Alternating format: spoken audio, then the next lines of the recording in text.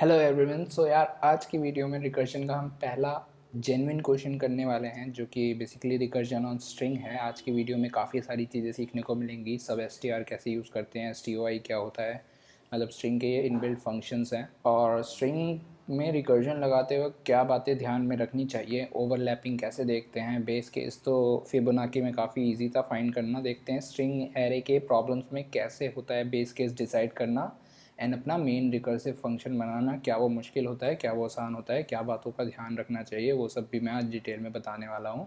Recursion की starting की video यार अच्छे से पूरा ध्यान से पूरी देखोगे तब जाके आगे की वीडियोस में मैं फटाफट कवर चीज़ें करवा पाऊँगा और वो सारी चीज़ें तुम्हें समझ आएंगी। तो कोई भी पॉइंट मिस ना करने के लिए सारी वीडियो को अच्छे से ज़रूर देखना। आज की प्रॉब्लम में यार हमें डिसाइड करना है कि जो हमने पासवर्ड रखा है अपने कंप्यूटर सिस्टम का, क्या वो हैकर हैक कर पाएगा कि नहीं कर पाएगा। तो डिटेल में जानते हैं कि प्रॉब्लम क्या है। तो बेसिकली प्रॉब्लम क्या है, जैसे मान लो हमारा अल्फ़ाबेट्स हैं। ए वो रिप्रेजेंट करता है नंबर 1, बी रिप्रेजेंट करता है 2, सी रिप्रेजेंट करता है 3 and so on, Z represent करता है 26। यानी कि ए बी सी डी की रिप्रेजेंटेशन हमने न्यूमेरिक में यहाँ पे कर दी है। तो हम न्यूमेरिक में कुछ पासवर्ड रखेंगे लेकिन इसकी इंटरप्रिटेशन हमारी ए बी सी डी के फॉर्म में होगी। तो ऐसा टाइप का हमने पासवर्ड रखा है। एक हैकर है जो कि ज़्यादा से ज़्यादा n पासवर्ड ट्राई कर सकता है इन द गिवन टाइम, मतलब जो उसके पास टाइम है हमारे सिस्टम को हैक करने के लिए उसमें वो n पासवर्ड्स ट्राई कर सकता है, मतलब गेस कर सकता है।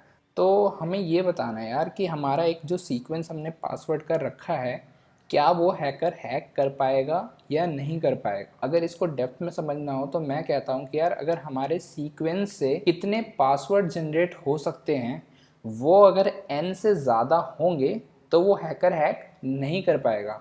लेकिन हमारे पासवर्ड से जितने सीक्वेंस जनरेट हो रहे हैं, डिफरेंट पासवर्ड बन रहे हैं, वो अगर n से छोटे होंगे या n के इक्वल होंगे तो हैकर हैक कर लेगा। यानी कि वो उन सब में से कोई भी एक पासवर्ड गेस कर लेगा और हमारा पासवर्ड क्रैक हो जाएगा। जैसे एग्जांपल लेते हैं, अगर हमारी सीक्वेंस हुई 26 और हमारा n गिवन है 3, यानी कि 3 सीक्वेंस वो गेस कर सकता है और हमारे को सीक्वेंस दे रखा है 26। तो 26 से क्या पासवर्ड्स बन सकते हैं। तो मैंने कहा यार 2 है तो 2 से b बन सकता है, रह क्या गया 6, तो 6 से क्या बन सकता है f बन सकता है। तो हमारा एक पासवर्ड हो सकता है bf। तो और हमारा दूसरा पासवर्ड क्या हो सकता है कि यार मान लो मैं 2 से b नहीं बनाता हूँ, मैं कहता हूँ यार 26 में भी तो आपस में एक ऐड करेक्टर बनाता है। तो मैंने कहा हाँ, तो 26 को एज अ होल ले लिया तो पासवर्ड क्या हो जाएगा, z हो जाएगा। यानी कि मेरे पास दो तरह के पासवर्ड बन सकते हैं। और जैसा कि मैंने कहा था कि हमारे जितने जनरेट पासवर्ड होंगे वो अगर छोटे या इक्वल होंगे n से तो हम हैक हो जाएंगे, वरना हम हैक नहीं होंगे। तो इस प्रॉब्लम में हमें यही करना है कि यार हमें ये बताना है कि सीक्वेंस जो गिवन होगी और जो n होगा तो हम हैक होंगे या हम हैक नहीं होंगे।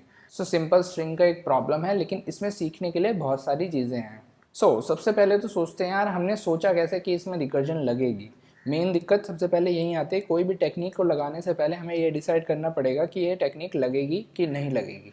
तो पहला हिंट हमें यहाँ से मिलता है। मान लो हमारे पास ये s गिवन होता, इसके लिए हमें बताना है कि कितने नंबर ऑफ पासवर्ड हम जनरेट कर सकते हैं डिफरेंट।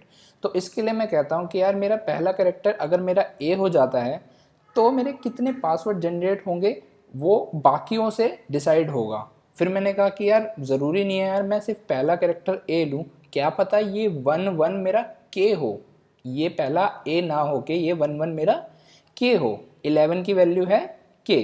तो मेरा पासवर्ड फिर चेंज हो जाएगा। मेरा पासवर्ड किससे स्टार्ट होगा, ए से स्टार्ट ना होके के से स्टार्ट होगा। तो यानी कि ये दूसरा एक कॉम्बिनेशन बना देगा। तो यहाँ पे यार मेरे पास ना आगे बढ़ने के लिए प्रॉब्लम में दो ऑप्शन है। यहाँ पे अभी मैं आगे नहीं बढ़ सकता, मैं डिसाइड नहीं कर सकता कि मैं ए को लूँ या फिर मैं के को लूँ। तो मैंने पहले रिकर्जन में या फिर किसी प्रॉब्लम के सॉल्यूशन में जिसमें रिकर्जन लगाया है उसमें बताया है कि जब भी तुम्हारे पास एक से ज़्यादा ऑप्शन हो चीज़ें ट्राई करने की कि यार ये चीज़ भी सही है वो चीज़ भी सही है, अब मैं डिसाइड कैसे करूं कि मेरे को कौन सा लेना है। तो इसमें मोस्ट ऑफ द टाइम हमारा रिकर्जन यूज़ होता है। हम क्या करते हैं, इसको लेके आंसर निकाल लेते हैं, उसको लेके आंसर निकाल लेते हैं, मतलब जितने हमारे पास ऑप्शन होते हैं सबको कंसीडर करते हुए आंसर निकाल के उन सबको कंबाइन कर देते हैं, तो वो हमारा टोटल आंसर बन जाता है। तो ये हमारी पहली हिंट हुई। और दूसरी हिंट हमारी क्या हुई कि मान लो ये ए और के को तुम भूल जाओ, मैं कहता हूँ चलो के मान लेते हैं हम इसको, कि ये तो हमारा के हो गया, के से हमारा पासवर्ड स्टार्ट हो रहा है। आगे कितने कॉम्बिनेशंस बनेंगे इस के से, वो अगर हमें फाइंड करना है तो क्या करना पड़ेगा। तो मैंने कहा यार अगर मैं इस दो कैरेक्टर को के मान रहा हूँ, इससे मेरा एक पासवर्ड जनरेट होगा, मतलब जो भी पासवर्ड जनरेट होगा वो के से स्टार्ट होगा। तो के से स्टार्ट होने वाले कितने पासवर्ड हैं, तो उसके बाद ये जो 4 लेटर बच गए, इनसे जितने भी पासवर्ड बनेंगे उसके आगे अगर के लग जाएगा तो के से स्टार्ट होने वाले सारे पासवर्ड मेरे को मिल जाएंगे। यानी कि इस सीक्वेंस को छोड़ के जो बचा हुआ सीक्वेंस है उसके लिए भी हमें सेम काम करना है। हमें क्या करना है, उसके लिए भी यही फाइंड आउट करना है कि उनसे कितने सीक्वेंस बनेंगे। मान लो ये 4 कैरेक्टर के लिए मैंने निकाल लिया कि 4 कैरेक्टर के लिए मेरे 2 तरह के पासवर्ड बनेंगे, तो टोटल पासवर्ड कितने बनेंगे। अब इन 4 के लिए मेरे 2 तरह के पासवर्ड बने, तो इन 2 के लिए मेरे जितने पासवर्ड बनेंगे उसको मैं इन 4 के पासवर्ड से मल्टीप्लाई कर लूँगा।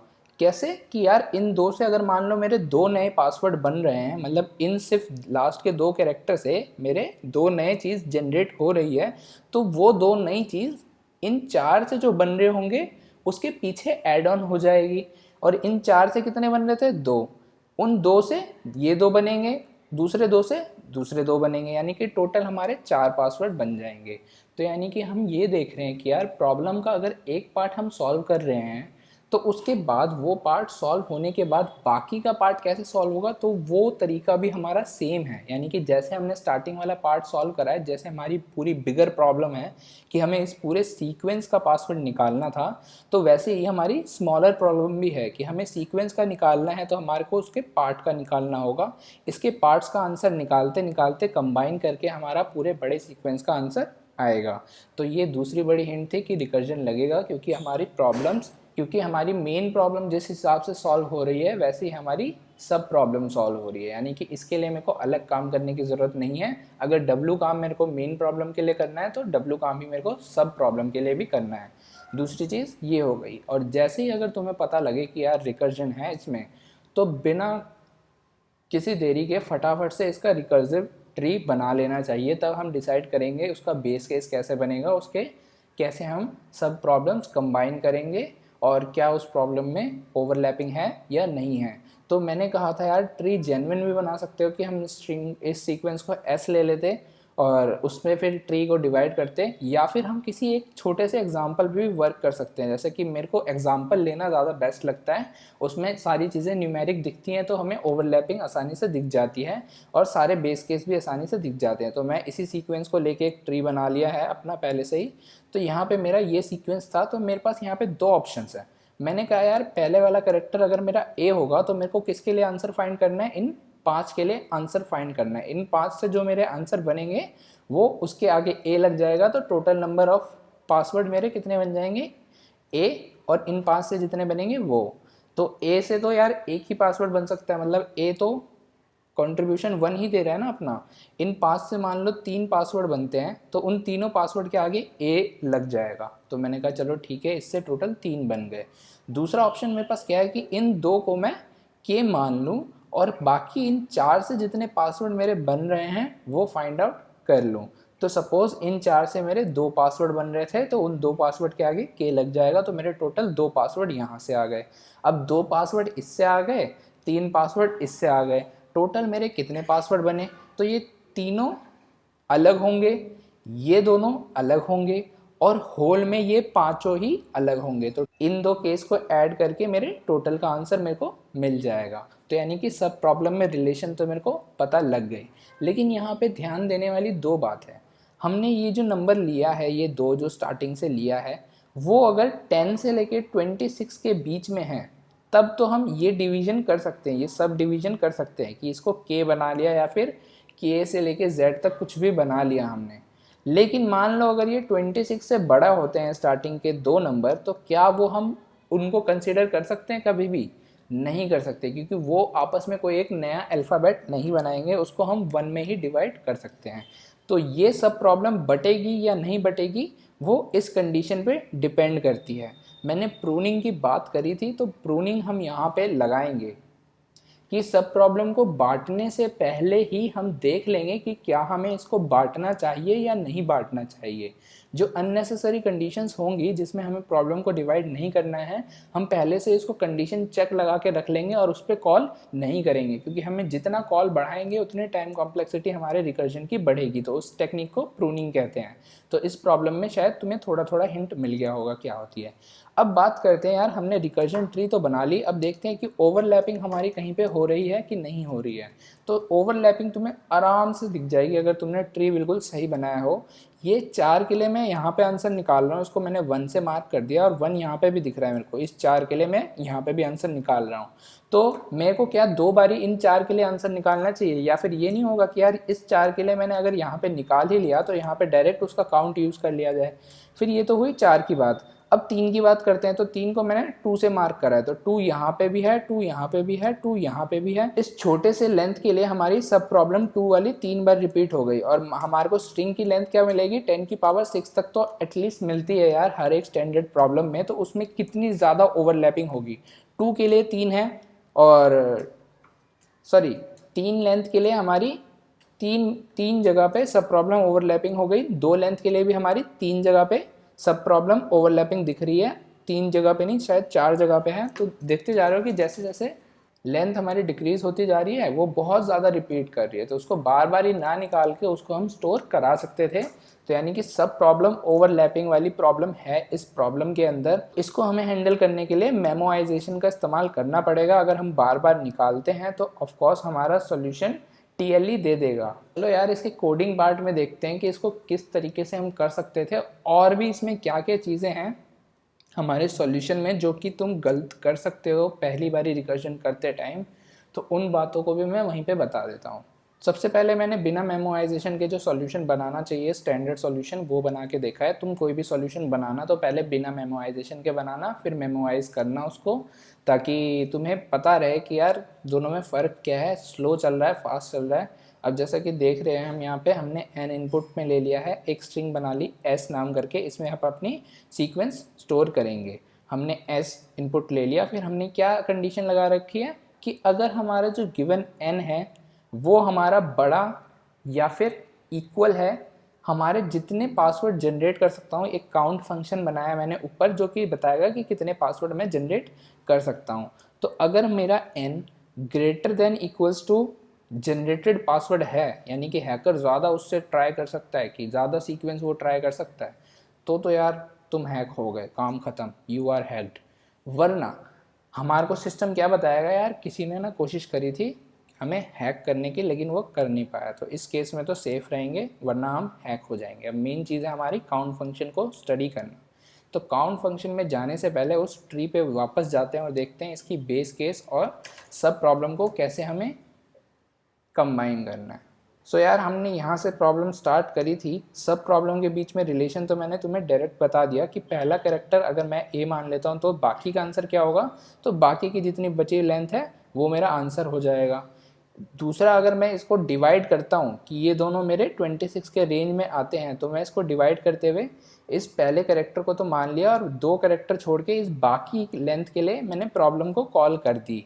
और अगर मैंने 2 कॉल करी है तो इन दोनों का आंसर जो आएगा उसका एडिशन करके मेरी मेन प्रॉब्लम का सॉल्यूशन मुझे मिल जाएगा। तो सब प्रॉब्लम के बीच में रिलेशनशिप तो बहुत ज़्यादा क्लियर है। अब देखते हैं बेस केस क्या क्या हो सकते हैं। तो बेस केस एक मैंने देखा कि यहाँ पे के बन गया, मेरे पास कोई सीक्वेंस ही नहीं बची। यानी कि अगर मैं अगले कॉल करता हूँ तो एम्प्टी स्ट्रिंग कॉल करूँगा, तो उस केस में मेरा काउंट क्या आना चाहिए, 0 आना चाहिए। एक केस मेरे को मिल गई कि एम्प्टी स्ट्रिंग के लिए 0 होगा। अगर मेरी एक लेंथ की स्ट्रिंग बचती है कभी भी, तो उस केस में क्या पासवर्ड बन सकता है यार, सिंपल 1 ही बन सकता है कि एक लेटर है तो उससे एक ही तरह का पासवर्ड जनरेट हो सकता है। तो दूसरा बेस केस मिल गया कि अगर स्ट्रिंग मेरी लेंथ 1 हुई तो क्या होगा। तीसरा बेस केस बन गया कि स्ट्रिंग की लेंथ 2 हुई। अगर मान लो स्ट्रिंग की लेंथ 2 होती है तो इसको मैं दो तरीके से कर सकता था, या तो मैं इसको एक कैरेक्टर मानूं और दोबारा कॉल कर दूं, और इसको दो कैरेक्टर मानूं और कॉल कर दूं, या फिर मैं इसका काम यहीं पे ख़त्म कर सकता हूं दो लेंथ की स्ट्रिंग के लिए, कि अगर ये 10 से लेकर 26 के बीच में है तो मेरे को पता है यार इससे हमेशा दो बनेंगे, एक तो सिंगल कैरेक्टर मान के दो एक बनेगा और एक दोनों को कंबाइन करके एक बनेगा, क्योंकि ये मैं वर्बली कर सकता हूँ। तो दो लेंथ के लिए अगर मेरा 10 से 26 के बीच में होगा तो दो पासवर्ड बनेंगे, अगर उससे बड़ा होगा तो मेरे एक ही पासवर्ड बनेगा। तो दो लेंथ के लिए भी मेरे को पता लग गई, और इतना बेस केस बनाना मोर देन इनफ है। हमने बेसिक 0 1 2 लेंथ के लिए बेस केस बना दिया है, सब प्रॉब्लम भी कंबाइन कर लिया। तो रिकर्सिव फंक्शन डिज़ाइन करना अब हमारे लिए मुश्किल नहीं है। तो हमने एक स्ट्रिंग पास करी है काउंट फंक्शन के लिए, काउंट फंक्शन के अंदर काउंट फंक्शन का रिटर्न टाइप है इंटीजर। तो ये स्ट्रिंग हमारे को क्या है, बेसिक सीक्वेंस है। अब इस सीक्वेंस से रिलेटेड कितने हमारे पासवर्ड जनरेट होंगे ये हमारे को एक काउंट फंक्शन बताएगा। तो मैंने कहा एस अगर मेरा एम्प्टी है तो रिटर्न 0 कर दो। अगर मेरी स्ट्रिंग एम्प्टी नहीं है तो मैंने क्या कहा कि एक साइज़ वेरिएबल बना लेता हूँ, मैं स्ट्रिंग का साइज़ उसमें स्टोर कर लूँगा। फिर अगर मेरा साइज़ इक्वल्स टू 1 है, क्योंकि बार बार इस साइज़ फंक्शन को कॉल करना भी मेरे लिए ज़्यादा बेनिफिशियल नहीं है। किसी एक स्मॉलर फंक्शन को तुम्हें यार बार बार इस जगह यूज़ करना हो तो एक वेरिएबल में उसकी वैल्यू स्टोर करके उसको यूज़ करना ज़्यादा बेटर रहता है, रेदर देन एक ही सेम फंक्शन को हम अलग अलग जगह पे कॉल करें। फंक्शन ओवरहेड बढ़ाने नहीं चाहिए हमारे को। ये सारी चीज़ स्मार्ट चीज़ें होती हैं, बहुत बारी टीएलई के बीच में यही छोटी छोटी चीज़ें दिक्कत कर देती हैं। फिर हमने देखा यार साइज़ अगर हमारा 1 होता है हमने रिटर्न क्या कर देना है, हमने 1 रिटर्न कर देना है। फिर हमने देखा कि अगर साइज़ हमारा इक्वल्स टू 2 होता है तो यहाँ पे हमें चेक करना है। अब चेक क्या करना है, एक इंटीजर बना लिया मैंने नम नाम करके, और stoi एक इनबिल्ट फंक्शन है जो कि कन्वर्ट करता है स्ट्रिंग को इंटीजर के फॉर्म में। लेकिन ये तभी होता है जब हमारी स्ट्रिंग के सारे कैरेक्टर न्यूमेरिक हों, तभी वो स्टैंडर्ड नंबर में कन्वर्ट कर पाता है, वरना वो एक्सेप्शन पास आउट कर देता है और इस नंबर में कोई गार्बेज वैल्यू आ जाएगी अगर नंबर को छोड़ के कुछ और होगा। लेकिन हमें इस प्रॉब्लम में पता है कि हमारे सीक्वेंस के अंदर नंबर ही होगा। तो stoi से मैंने s के स्ट्रिंग को कन्वर्ट कर दिया एक इंटीजर में। अब ये इंटीजर मेरा अगर 10 से लेकर 26 के बीच में है तो मैं रिटर्न क्या करूँगा 2, कि इससे दो तरह के पासवर्ड बन सकते हैं, वरना रिटर्न मैंने कर दिया 1। तो ये हमारे बेस केस हो गए। अब मेन अपने आंसर पे आ जाते हैं। तो एक आंसर वेरिएबल बनाया जिसमें मैंने क्या स्टोर करा, काउंट s.substr1। अब str को थोड़ा समझते हैं कि सब str करता क्या है। तो मैं कह रहा हूँ जैसे 26 है, 26 हमारी पूरी सीक्वेंस है। सब str में अगर मैंने एक वेरिएबल पास करा तो इसका मतलब होता है कि कितने कैरेक्टर स्टार्टिंग से मुझे छोड़ने हैं उस ith कैरेक्टर से। ये 0 बेस इंडेक्सिंग से होता है सब str। तो यानी कि फर्स्ट दिया है तो फर्स्ट कैरेक्टर से लास्ट के जितने कैरेक्टर होंगे, यानी कि फर्स्ट कैरेक्टर से स्टार्ट होने वाले और लास्ट तक ये पूरी स्ट्रिंग की ये डिवाइड कर देगा और हमारा काउंट में वही भेज देगा। यानी कि 26 के लिए सब str1 कॉल करूँगा तो सिर्फ 6 ये भेज देगा, क्योंकि फर्स्ट कैरेक्टर हमारा 6 है। और मान लो अगर 684 ऐसा कुछ होता तो सब str1 हमारा क्या रिजल्ट करता स्ट्रिंग में, 6837। ये हमारी सब स्ट्रिंग बना देता, इस 2 को छोड़ देता। कितने कैरेक्टर स्टार्टिंग से छोड़ने हैं वो हम सब str में एक सिंगल वेरिएबल डाल देते हैं, तो उतने कैरेक्टर वो स्टार्टिंग से छोड़ देता है। तो उतने कैरेक्टर छोड़ के हमने कॉल कर दिया कि आंसर में हमने पहले कैरेक्टर को छोड़ के बाकी के लिए क्या आंसर है वो निकाल के ले आओ, ये चीज़ हमने बोल दी। पहला कैरेक्टर कुछ भी हो सकता था हमारा, A होता, B होता, C होता, D होता, कोई भी एक सिंगल लेटर से जो कैरेक्टर बन सकता है वो होता। लेकिन उसको छोड़ के जो बाकी से क्या बनेगा वो हमें आंसर में निकालना है। तो s.substr मैंने क्या कर दिया 1, कि बाकी से निकाल लो। अब दूसरा यूज़ सब str का कैसे कर सकते हैं हम, कि मैंने एक स्ट्रिंग s2 बनाई, इसमें मैंने करा है s.substr 0,2। अब 0,2 का मतलब है कि स्टार्टिंग से कहाँ तक की स्ट्रिंग मुझे लेनी है। 0 से 2 लेनी है तो 0 से 2 26 होगी और बाकी की सारी स्ट्रिंग वो हटा देगा। तो मेरा S2 के अंदर क्या आ जाएगा, 66 आ जाएगा। यानी कि अगर मेरे को स्टार्टिंग से कुछ कैरेक्टर चूज़ करने हो तो सब str का यूज़ मैं दो वेरिएबल के साथ करता हूँ।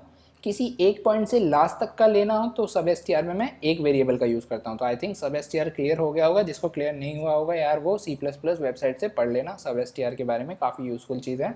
जो तुम लूप लगा के काम करते हो वो डायरेक्ट सब str से हो जाता है, यानी कि सब स्ट्रिंग निकालने का काम इससे डायरेक्ट हो जाता है। तो फिर मैंने कहा कि यार S2 में मेरा ये स्टार्टिंग के 2 कैरेक्टर डाल दिया। चलो भाई, इस स्टार्टिंग के 2 कैरेक्टर को न्यूमेरिक में कन्वर्ट कर लेते हैं, वही जो हमने ऊपर करा था, इसको न्यूमेरिक में कन्वर्ट कर लिया। तो अगर ये जो न्यूमेरिक है हमारा 10 और 26 के बीच में फॉल करता है, तब तो मैं कॉल करूँगा आंसर में क्या, कि आंसर में प्लस कर दो काउंट सेम सब str 2 कैरेक्टर छोड़ के, यानी कि पहले के लिए हमने 1 कैरेक्टर छोड़ा था, अब हमने 2 कैरेक्टर छोड़ दिया, यानी कि 837 के लिए अब ये कॉल कर देगा फंक्शन को, और उससे जितने भी पैटर्न हमारे बनेंगे वो हमारे इस वाले स्टार्टिंग के आंसर में ऐड हो जाएंगे। यानी कि इसमें हमने प्रूनिंग कर दिया है यहाँ पे कि हमारा अगर 2 कैरेक्टर रेंज में है तभी हम इसको कॉल करेंगे, वरना नहीं करेंगे। तो जब हमारे इन दोनों से आंसर कंप्यूट हो जाएगा तो उस आंसर को हमें रिटर्न कर देना है और फाइनली हमारा रिजल्ट आ जाएगा। अब इस कोड में 2 चीज़ें बहुत गलत कर रखी हैं मैंने, जो कि बहुत सारे बंदे करते हैं। एक पहली चीज़ कि मैंने हर जगह पे जब भी फंक्शन कॉल करा है, नीचे भी जब कॉल करा है, मैंने स्ट्रिंग पास ऑन करी है, यहाँ पे स्ट्रिंग s बनाया है, यानी कि इस फंक्शन के लिए s नया बनाएगा। यहाँ पे मैं सब str कॉल कर रहा हूँ, यानी कि एक नई स्ट्रिंग पास कर रहा हूँ, और ये फिर एक नया स्ट्रिंग बनाएगा, इधर भी एक नई स्ट्रिंग बनाएगा। फंक्शन बार बार ही अपना एक डेटा स्ट्रक्चर बना रहा है कंटेनर, और स्ट्रिंग जैसे कि तुम्हारी लेंथ 10 की पावर 6 है, तो यार हम 1 और 2 को छोड़ के बाकी पूरी स्ट्रिंग को रिपीट कर रहे हैं, उसको हम नहीं बना रहे हैं हर फंक्शन कॉल में। अभी भी हम एरे या स्ट्रिंग में ऐसा काम करते हैं कि वेक्टर, या तुम वेक्टर में काम कर रहे हो जैसे मान लो, और फंक्शन तुमने बनाया और उसमें हर एक कॉल में तुम फंक्शन के लिए एक नया वेक्टर जनरेट कर रहे हो।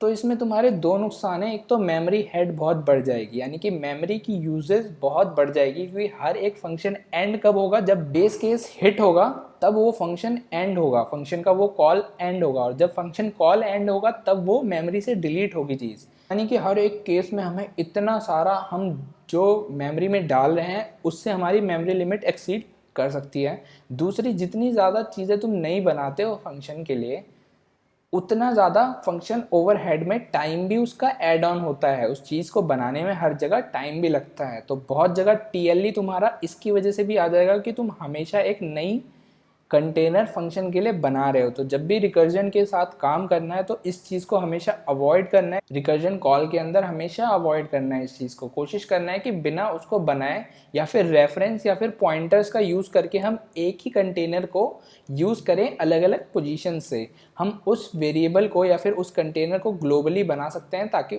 हर एक फंक्शन उसका फ्रीली यूज़ कर सकता है, हमें फंक्शन में बार बार ही पास ना करना पड़े। लेकिन अगर हमें करना भी पड़े तो बाय रेफरेंस पास करें हम, कि हम नई चीज़ कोई भी ना बनाएं, जो ओरिजिनल थे उसी के ऊपर वर्क कर लें। अब इसके एक और फ़ायदा क्या हो जाएगा कि मान लो अगर मैं नई स्ट्रिंग हर बारी बनाता हूँ, तो इसको मेमोराइज करने के लिए मैं नॉर्मल एरे का यूज़ नहीं कर सकता, मेरे को मैप का यूज़ करना पड़ जाएगा। मैप का यूज़ करना क्यों पड़ जाएगा, क्योंकि यार हर एक नई स्ट्रिंग के लिए मेरे को आंसर देखना है, तो मैं ये देखना चाहता हूँ कि क्या इस स्ट्रिंग के लिए मैंने पहले कभी आंसर निकाला है कि नहीं निकाला है। तो कैसे वो मेरे को पता चलेगा, तो यार मैं कहूँगा कि मैप में देख लो, अगर वो स्ट्रिंग मेरी है तो यानी कि मैंने इसका आंसर पहले निकाला है, वरना नहीं निकाला है। तो मैप की जगह जो हम मैप बनाएंगे मेमोराइजेशन के लिए, उसकी मेमोरी भी काफ़ी बड़ी हो जाएगी। इसके बजाय हम नॉर्मल एरे में भी काम कर सकते थे। अब कैसे मेमोराइजेशन करनी है और कैसे बार बार ही इसको रिपीट नहीं करना है, वो चीज़ हम फटाफट देखते हैं। तो नाउ मैंने कुछ चेंजेस कर दिए हैं इस कोड के अंदर, जिससे हमने मेमोराइजेशन भी लगा ली और हमें स्ट्रिंग का बार बार यूज़ नहीं भी करना पड़ा। सबसे पहला काम तो मैंने क्या करा, अपनी स्ट्रिंग को मैंने ग्लोबल बना लिया कि यार इसको बार बार ही मेरे को पास नहीं करना है, मैंने ग्लोबल का यूज़ करना है। और उसके साइज़ के लिए मैंने एक इंट वेरिएबल भी ग्लोबल बना लिया। तो जब मैंने मेन फंक्शन कॉल करा था तो एसजेड में मैंने स्ट्रिंग का साइज़ ले लिया, और काउंट फंक्शन में अब मैं क्या करूँगा, उसके साइज़ पे काम करूँगा कि कितना मेरे स्ट्रिंग का साइज़ बचा है। मैं उसी से पता लगा सकता हूँ यार आराम से कि कौन से पोजीशन से लेके कौन से पोजीशन के लिए अब मेरे को नेक्स्ट फंक्शन में कॉल करना है। अब ये कैसे होगा, तो मैंने यार साइज़ पूरी भेजी अभी कि n साइज़ की मेरी स्ट्रिंग है। तो यार हर फंक्शन कॉल में मैं देख रहा था मेरी साइज़ छोटी होगी, क्या मान लो पहला कैरेक्टर a है तो बाकी अब मेरे को n अगर टोटल साइज़ था तो n-1 के लिए फंक्शन को कॉल करना है, या फिर n-2 के लिए फंक्शन को कॉल करना है। तो हर एक कॉल में मेरी साइज़ छोटी होती जाएगी। तो किसी भी कॉल में अगर मेरी साइज़ इक्वल्स टू 0 हो गई तो रिटर्न 0, साइज़ इक्वल्स टू 1 हो गया तो रिटर्न 1, साइज़ इक्वल्स टू 2 हो गया। मेरे को 2 लेंथ की स्ट्रिंग चाहिए एंड वाली, एंड वाली दो लेंथ की स्ट्रिंग तभी तो साइज़ 2 हुआ होगा कि यार एंड से कितनी है, तो एंड मेरा साइज़ टोटल था SZ, उसमें से 2 माइनस कर दिया तो पोजीशन, जैसे मान लो अगर मेरी 4 लेंथ की स्ट्रिंग होती तो मेरे को कहाँ से लेके कहाँ तक की स्ट्रिंग चाहिए थी, लास्ट के 2 कैरेक्टर चाहिए थे तभी वो बचे होंगे। तो लास्ट के 2 कैरेक्टर के लिए 4 माइनस 2 करा तो 2 पोजीशन आ गई। तो सब STR 2 से लेके 3 तक की यानी कि 2 लेंथ की स्ट्रिंग को निकाल लेगा पूरे टोटल S से और उसको S2 के अंदर स्टोर करवा देंगे। हम एक नया स्ट्रिंग बना लिया हमने, यहीं पे इंट नम बनाया एक, उसमें हमने इस स्ट्रिंग का न्यूमेरिक वैल्यू क्या है उसको कैलकुलेट करा, फिर हमने अपनी स्ट्रिंग को रिमूव भी कर दिया मेमोरी से, यहीं पे साथ ही साथ रिमूव कर दिया हमने S2 डॉट क्लियर करके। ना कि ये 2 लेंथ की स्ट्रिंग है लेकिन इसको मेमोरी में रखना हमारे लिए यूज़फुल नहीं है, तो रिकर्जन में जितनी ज़्यादा मेमोरी खाली करते भी रहोगे तो उतना ज़्यादा बढ़िया है। तो हमने यहाँ पे रिमूव कर लिया, फिर आगे का लॉजिक सेम है, 1026 वाले पे 2 वरना 1। अब एक नई चीज़ मैंने क्या करी है, एक मैंने वेक्टर बनाया था इंट dp नाम करके, वो भी मैंने ग्लोबल बनाया कि मेरे को पास ना करना पड़े। मैक्सिमम साइज़ की जो हमारी सीक्वेंस हो सकती थी वो मैंने इंटीजर ले लिया और -1 मैंने सबको इनिशलाइज कर लिया। अब यार मेमोइजेशन या फिर डीपी कह लो, कुछ भी कह लो, इसमें स्टेट्स की बात होती है कि डीपी में स्टेट पहचानना मुश्किल होता है कि क्या स्टेट होगी डीपी की। डीपी 2D होगा या 1D होगा वो डिपेंड करता है कि फंक्शंस जो हमारा कर रहा है उसमें जो हमें गिवन इनपुट है उसके कितने वेरिएबल हैं हमारे, जिस पे हमारा आंसर डिपेंड करता है।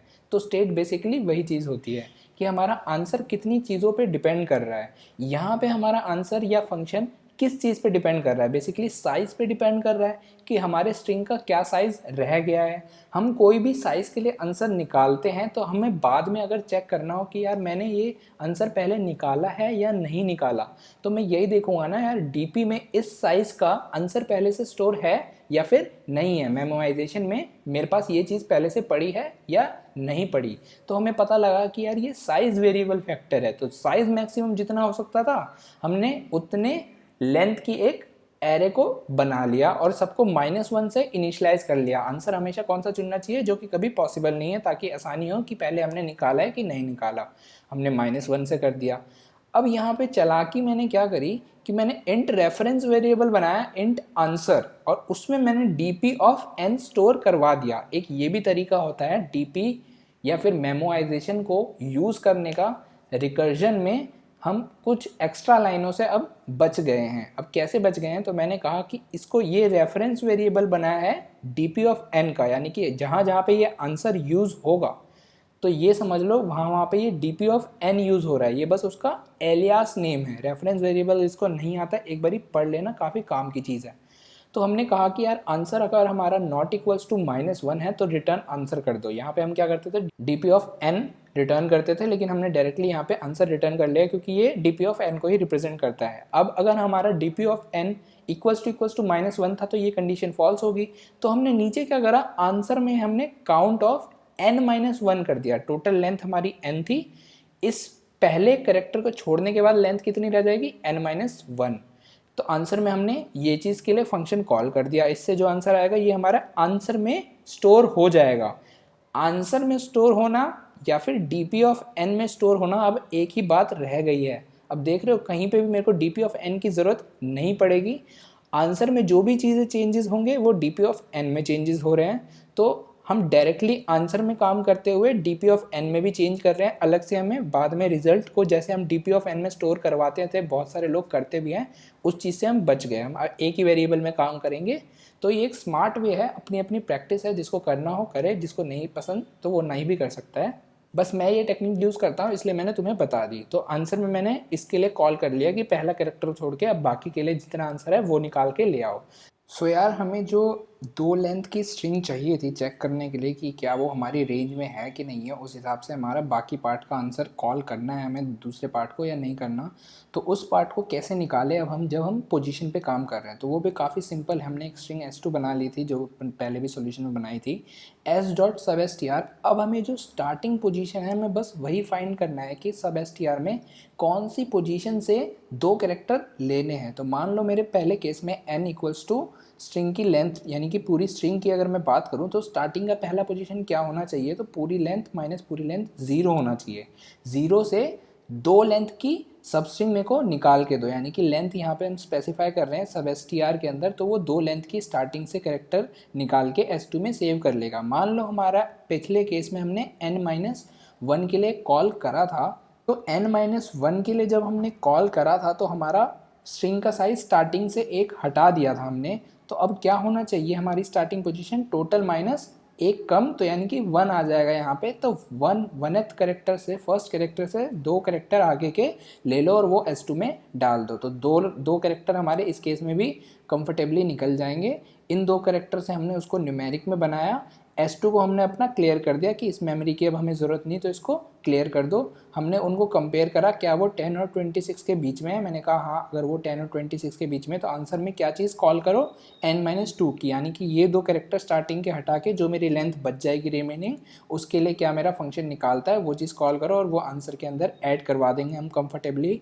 और आंसर के अंदर जो भी चीज़ हमारी अपडेट हो रही है वो साथ ही साथ डीपी में भी ऐड हो रही है, यानी डीपी ऑफ n में भी जा रही है, क्योंकि हमने ये रेफरेंस बनाया है डीपी ऑफ n का। तो हमें डीपी ऑफ n को अपडेट करने की भी ज़रूरत नहीं पड़ेगी, आंसर में जो भी अपडेट हो रहा है यहाँ पे भी हो रहा है, हमने रिटर्न कर दिया अपना आंसर फाइनल, और इस हिसाब से हमारे इस प्रॉब्लम का सोल्यूशन निकल गया। आई होप इसमें हर एक बात तुम्हें समझ आई होगी, कैसे हम स्ट्रिंग एरे में पोजीशंस के साथ काम करेंगे, और कैसे हम अपनी मेमोरी कितनी सारी बचा चुके हैं, कैसे हम फंक्शंस कॉल बचा चुके हैं मेमोराइजेशन यूज़ करके। सो इन सारी बातों का ध्यान रखते हुए हमेशा अपने रिकर्जन को ऐसे ही बनाना है कि जितनी ज़्यादा से ज़्यादा फालतू चीज़ों को तुम हटा सको, हर एक स्टेप में उसको हटाते जाना है। अगर इफेक्टिवली तुम रिकर्जन ऐसे सोचते हो और ऐसे बनाते हो तो कभी भी मेमोरी लिमिट एक्सीड या टाइम लिमिट एक्सीडेड नहीं आएगा। सो अगर यार तुम्हें ये वीडियो पसंद आई होगी तो इसको प्लीज़ शेयर करो, ज़्यादा से ज़्यादा शेयर करो, पसंद आती है तो लाइक करो, और कोई भी डाउट अगर रह जाता है अभी भी इस सॉल्यूशन में तो उसको कमेंट डाउन कर सकते हो। Thank you so much guys, मिलते हैं अपनी नेक्स्ट वीडियो में।